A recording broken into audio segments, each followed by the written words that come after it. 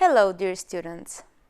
In our lesson today, we're going to deal with some revision. More specifically, we will revise the verb tenses. So, we're going to see some of the most basic tenses and their different forms and usages. Don't worry, we will see then these tenses one by one, and you will see all the details more specifically. So, let's start with some basic differences of the tenses. We have the present simple and the present continuous. Many times you get confused because you don't remember every single name of the tense and the form of it. But don't worry. Together we're going to see some tenses and sentences that you should keep into your mind. Let's see the first example together. This boy usually gets up at 7:30 every day, but today he is still sleeping. So, we said that we're dealing with the present simple, that is the verb gets, and the present continuous is sleeping. I do believe that you can find the difference between these two tenses. So, present simple is used to show us an action that happens as a routine. So, he usually gets up, usually, every day, every Monday, every morning. So, this is a routine. Whereas, is sleeping, so today he is sleeping at 7:30, it means that this action is happening only for today. So the main difference between the present simple and the present continuous is that the present simple shows us a routine. I get, you get, he gets. So we put an S in the third person. And the present continuous shows something that is happening only for today, only for now, and it is formed by the verb to be. So, I am, you are, he is, she is, and our verb in an ing form. Let's see another example. So, the same person, he usually has breakfast at 8:30 every day, but today he is reading the newspaper. So, again, the present simple form, he usually has breakfast. This is a routine, so he does that, let's say, every day at 8:30. Has. But just for today, he is reading the newspaper. So, as a routine at 8:30, he has breakfast, present simple. Just for today, he is reading the newspaper. Let's practice now a little bit what we learned about the differences between the present simple and the present continuous. Please, I want you to find out the answer before it is shown on the screen. He usually, we have the verb drive.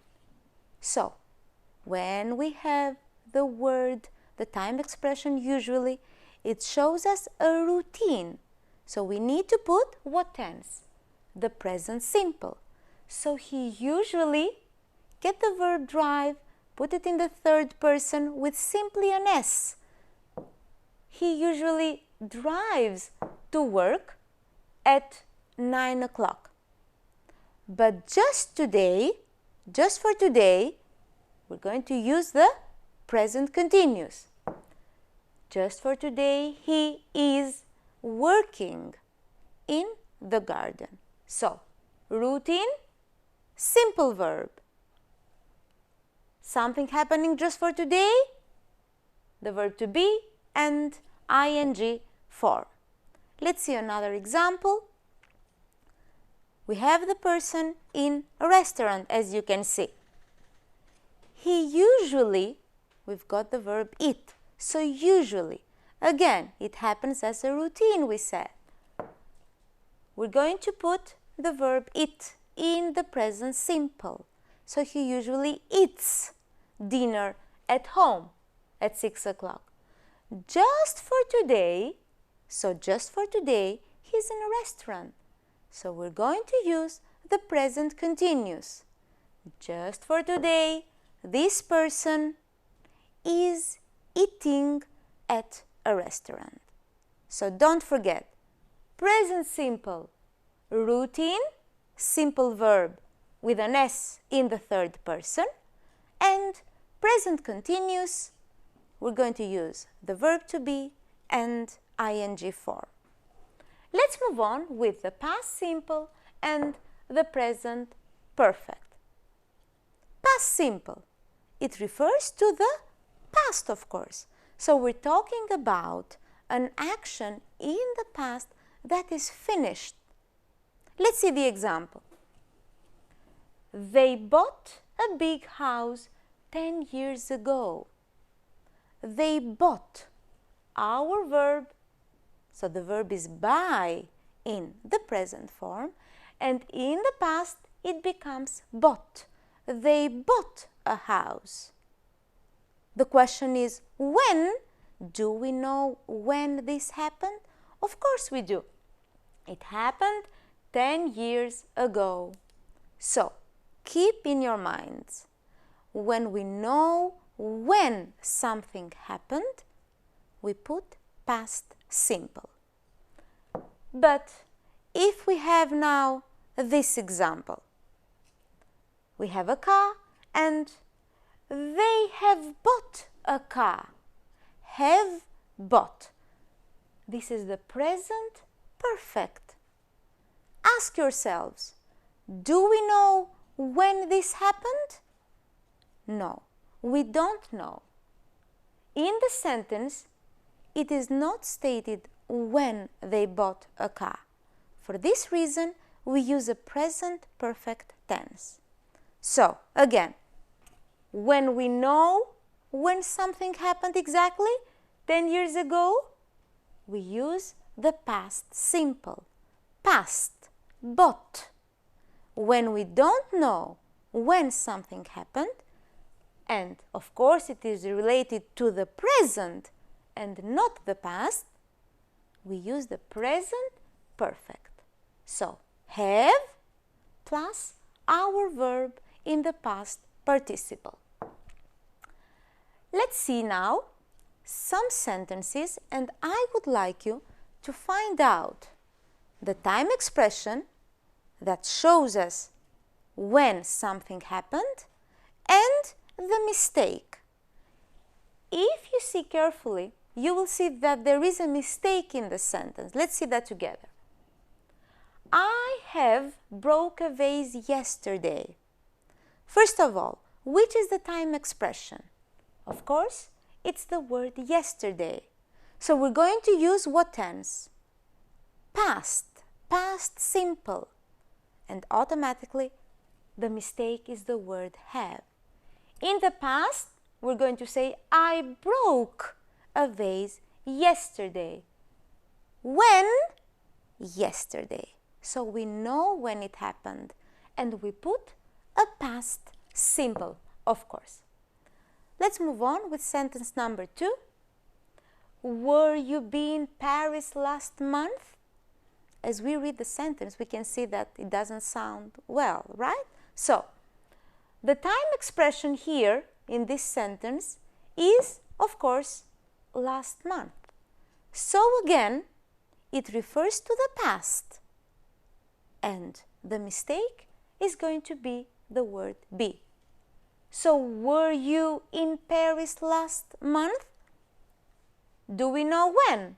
Of course, last month. So, what tense are we going to use? Past simple. Here we have the past simple of the verb to be. That becomes were. I was, you were. Number 3. Tom has ever eaten all the fruit. Here, as you can see, we don't have a specific time expression to show us that it refers to the past. So, it's not in the past. We're using the present perfect. Tom has eaten all the fruit. So we have the verb have in the third person and the past participle, has eaten all the fruit. We don't know when, and for this reason we're using the present perfect. Number 4, there were no people at the bus stop on Monday. Can you find the time expression? When did this action happen? It happened, of course, on Monday. So it happened on Monday. It happened in the past. So the mistake here is the word not. We cannot say were not and again the word no. We need a negative form, were. So there were no people. The word not would be used in a different context, like for example, there weren't any people. So there should be another sentence. And our last example, Alex already cut his finger an hour ago. The time expression, please. Can you identify it? And it's an hour ago. We refer to the past. We know when it happened, an hour ago. So we cannot use the word already. The word already is used with a present perfect because it refers to the present. So Alex cut his finger an hour ago.